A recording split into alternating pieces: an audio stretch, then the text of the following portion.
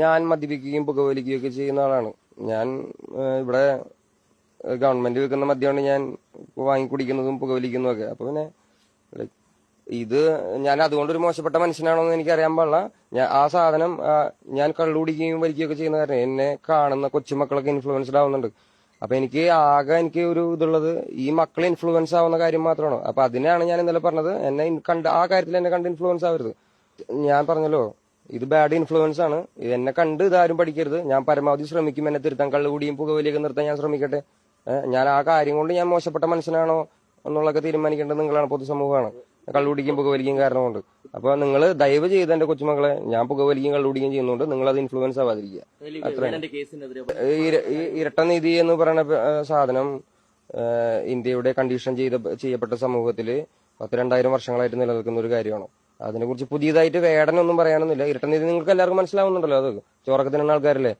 അപ്പൊ നിങ്ങൾക്ക് എല്ലാവർക്കും മനസ്സിലാവും. അത് അതിനെക്കുറിച്ച് വേറെ അധികം ഒന്നും പറയാനില്ല. മന്ത്രിയുടെ അഭിപ്രായത്തെ കുറിച്ച് അഭിപ്രായം പറയാൻ ഞാൻ ഒരാളല്ല. ഞാനൊരു കലാകാരനാണ്. ഞാൻ എന്റെ കല ചെയ്യുന്നു, ആ കല നിങ്ങൾ കേൾക്കുന്നു, അത്രേ.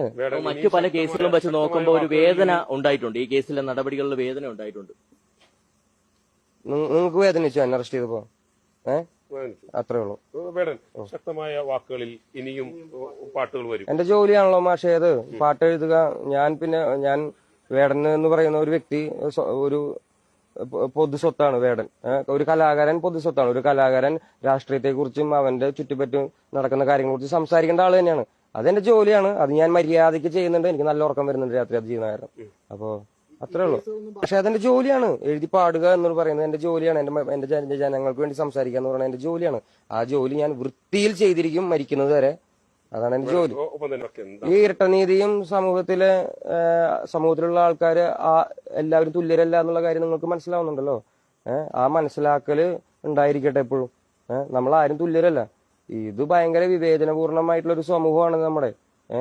അപ്പോ ആ വിവേചനങ്ങളൊക്കെ ഉള്ള ഒരു സ്ഥലമാണ്. നമ്മളാരും ഒന്നല്ല എന്നുള്ളൊരു സാധനമാണ് ഇവിടെ ഉള്ളത്.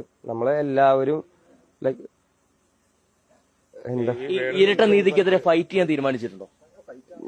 എന്റെ എഴുത്തും വായനയും പാട്ടുകളെല്ലാം തന്നെ അതിനുവേണ്ടിയുള്ള ഫൈറ്റുകളാണ്. അപ്പൊ അതിനെക്കുറിച്ച് ഞാൻ അധികം ഒന്നും മിണ്ടേണ്ട ആവശ്യമില്ല.